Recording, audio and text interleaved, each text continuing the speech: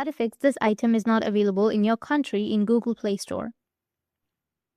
So if it says this item is not available in your country or in your region on Google Play Store, then what you need to do is first you need to open up your Google Play Store. After opening, you need to go with your profile, which will be on the top right.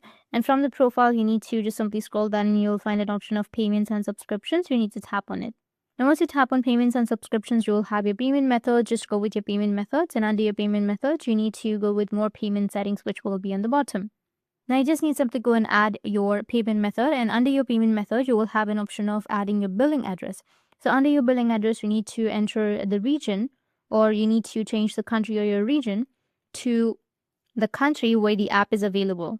Like for example, United States, many apps are available in the United States. So you need to just simply add United States to your billing address. And it will fix this item is not available in your country in Google Play Store. That's it. And if you have any questions, feel free to comment below. Thanks for watching.